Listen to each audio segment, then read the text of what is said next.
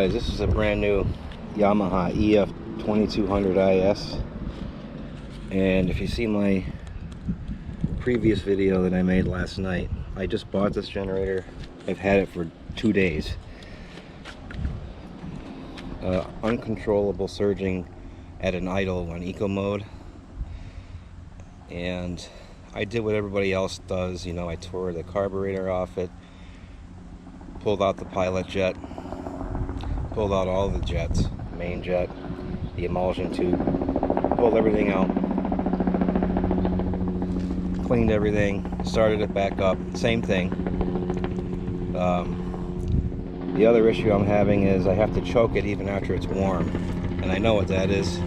That's the main jet. It needs to be a little fatter. Anyway, this is what's wrong with it. I'm going to take this cover off and set you down a minute, and I'm going to show you exactly how to fix a surging on eco mode generator. That's new. I'm not talking about an old one that's been used. That's probably just the pilot jet needs to be cleaned. Okay, but I'm going to show you what happened in my case, and hopefully it'll save you guys a lot of aggravation if you buy a new generator and it doesn't run right out of the box. When you shut the generator off,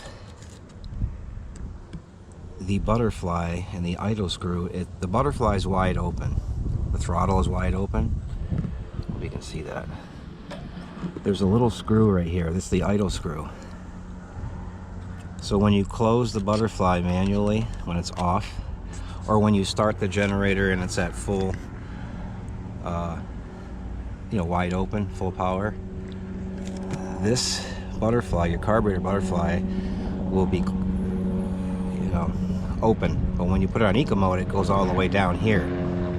This idle screw here, right there where I'm touching with the screwdriver, it was hanging on by one thread. Of course, there's a spring in there, so it won't come out unless you keep going. So what I found was, I turned the idle screw in to increase the idle by one full turn, and it almost cleared it up. I went another quarter turn in, and it stabilized the idle. It didn't increase the idle at all. It stabilized it. What was happening is this stepper motor here, this is basically your throttle cable in a sense. So the inverter down here obviously controls this little stepper motor, which in turn underneath is hooked into the butterfly of the throttle, and it tells it what to do.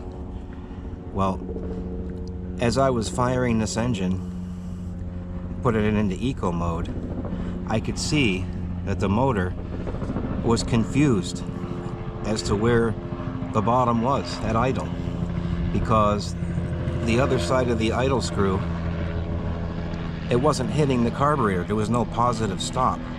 So the motor was twitching, in a sense. It kept recycling itself, trying to find the end of it to where it could stabilize the idle. And I'm going to start it up and back it off and show you how it was. And then I'm going to turn the idle screw and show you how it cleared it up.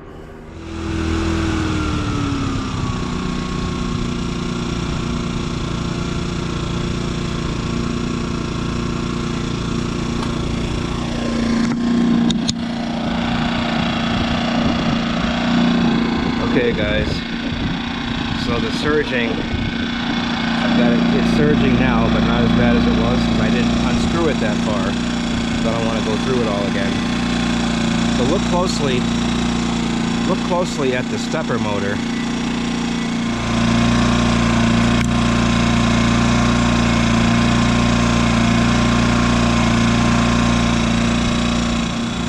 Now I'm going to turn it a quarter turn.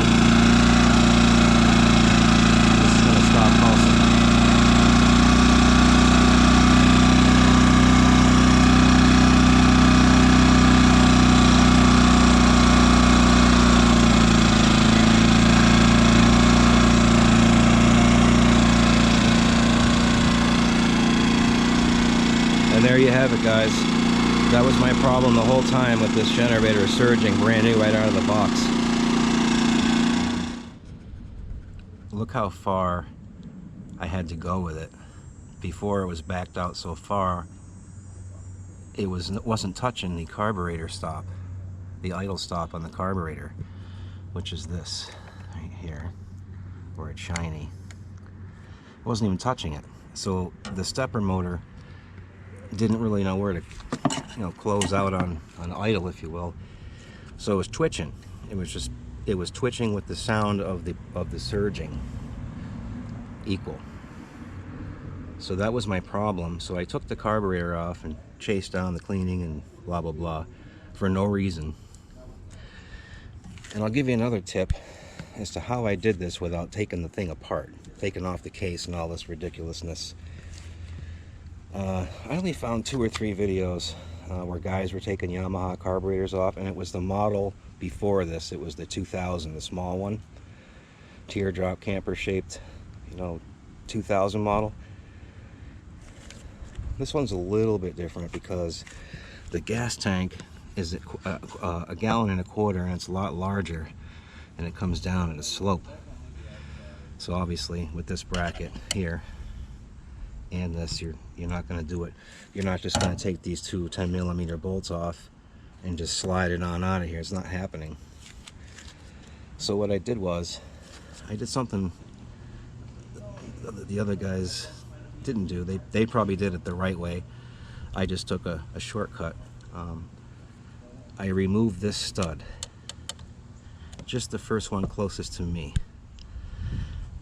Once I got it out of there, I was able to take the entire carburetor and turn it toward me on the outside, so the stepper motor and the top of the carb was facing me. And with that being said, there was a hole up here on the bracket of the stepper motor that has a hole in it, significant hole, enough to put a screwdriver directly down in and remove the pilot jet without removing the stepper motor and the stepper motor bracketry. Didn't have to touch it. The only thing I had to do was disconnect the fuel line in here. I disconnected the drain hose here. I removed the air cleaner. Take this cover off, there's another 10mm behind it, and there's another 10mm here. And then you undo these and undo these 2 10s, and this will pull right off. You twist it and you remove the entire airbox assembly. Okay, and then it left me enough area to turn the carburetor down toward me and twist it just a little and remove it. The only other thing that I did before I removed it was I removed the choke cable bracket here. I took this off first, pulled it through, and then when the carburetor was turned toward me, I was able to get a stubby Phillips on this and popped it right off. And that enabled me to take the fuel line off next. And then I went right to work. I left this motor hooked up, the stepper motor. There's no reason to remove it.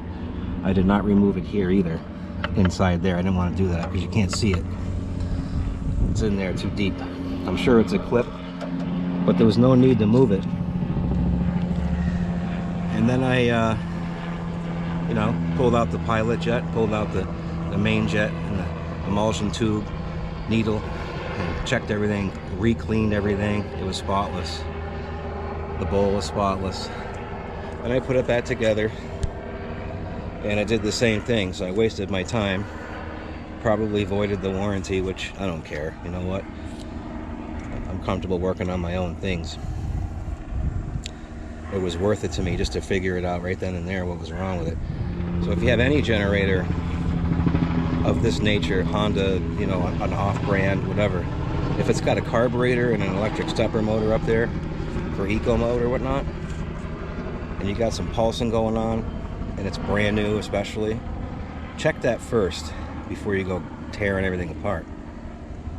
Check that, and you won't have to go through what I went through for no reason, because it was aggravating. The job was easy.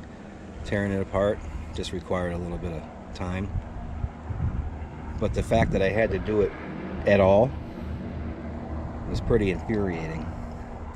But the idea of having an eco mode generator portable is so you can put it in eco mode and not have it be loud and drive you nuts.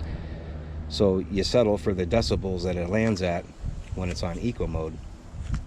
Now imagine the thing surging on eco mode, and you're trying to sit near it thinking you got this quiet generator, and the thing's driving you right out of your treehouse. Forget about it.